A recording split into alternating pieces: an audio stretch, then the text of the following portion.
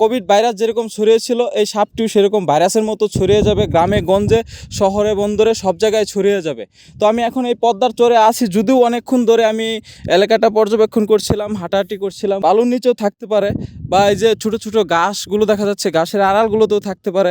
আমাদের দেশে একটি সাপ ঢুকে পড়েছে, সেই সাপটির নাম হচ্ছে রাসেল ভাইপার। সংক্ষেপে আমি এটাকে বলে থাকি রাসেল ভাই। আমার এক বড় ভাই আছে, তাকে আমি ওদিন ফোন দিয়ে বলেছিলাম যে রাসেল ভাই, আপনার নামে তো সাপ তৈরি হয়ে গেছে। আসলেই জিনিসটা মজা করছিলাম, আসলেই জিনিসটা এখন মজার পর্যায়ে নেই, এটা সিরিয়াস পর্যায়ে চলে গেছে। এটি বিষাক্ত একটি সাপ এবং কামড় দিলে 1 ঘন্টার মধ্যে মানুষ মারা যায়।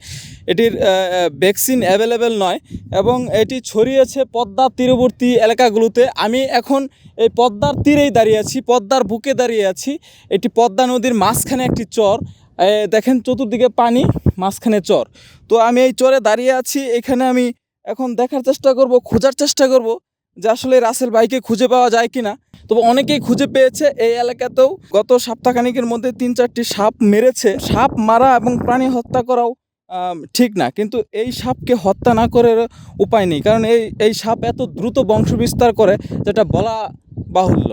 এবং একসাথে 40 থেকে 80টির মতো বাচ্চা দেয়, সরাসরি বাচ্চা দেয়, এরা কি ডিম দেয় না, এরা সরাসরি বাচ্চা দেয়।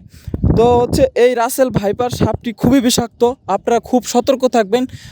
বিশেষ করে পদ্মার তীরে যাদের বাড়ি, পদ্মার তীরে যারা বসবাস করেন, খুবই সতর্ক থাকতে হবে। কিছুদিন আগে নিউজে দেখলাম যে 10টি জেলার মধ্যে ছড়িয়েছে, আজকে নিউজে দেখলাম যে 25টির বেশি জেলাতে ছড়িয়ে গেছে এবং আমাদের প্রাণের শহর জাদুর শহর ঢাকাতেও ছড়িয়েছে। সবাই সতর্ক থাকতে হবে এবং এই সাপটা দেখা মাত্রই মেরে ফেলতে হবে, এছাড়া কোনো উপায় নেই। বাংলাদেশ গভর্নমেন্টকে অনুরোধ করব যে আপনারা সরকারিভাবে এর কোনো পদক্ষেপ না নিলে তাহলে এটা আর ভয়াবহ আকার ধারণ করবে, মানুষের জনজীবন অশান্ত হয়ে যাবে, বিশৃঙ্খল হয়ে যাবে। কারণ কোভিড ভাইরাস যেরকম ছড়িয়েছিল এই সাপটিও সেরকম ভাইরাসের মতো ছড়িয়ে যাবে, গ্রামে গঞ্জে শহরে বন্দরে সব জায়গায় ছড়িয়ে যাবে।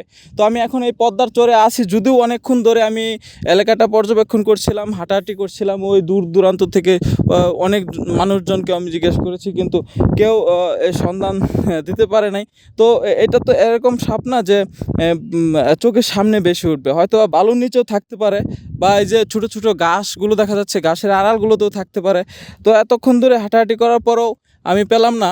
সর্বশেষ কথা হচ্ছে আপনারা সতর্ক থাকবেন। এই সাপ থেকে রক্ষা পেতে হলে সতর্ক থাকা ছাড়া আর কোনো অপশন এখন আমাদের হাতে নেই। অন্য সাপগুলো থেকে এই সাপগুলোর বৈশিষ্ট্য একদম আলাদা। সাধারণ সাপগুলো হচ্ছে আপনাকে যদি দেখে তাহলে সে পালানোর চেষ্টা করবে এবং ওই সাপগুলোকে আপনি যতক্ষণ পর্যন্ত আঘাত না করবেন ততক্ষণ পর্যন্ত আপনাকে কামড় দেবে না। কিন্তু এই রাসেল ভাইপার, এটিকে আঘাত করা লাগে না, আপনাকে দেখলেই দৌড়ে আসে কামড় দেওয়ার জন্য। এটা হচ্ছে আরও বিপজ্জনক। তো এই ছিল সর্বশেষ। আপনারা সতর্ক থাকবেন এবং ভালো থাকবেন, নিরাপদে থাকবেন, সুস্থ থাকবেন। এবং আমার ভিডিওটি এতক্ষণ ধৈর্য ধারণ করে দেখার জন্য আপনাদেরকে ধন্যবাদ।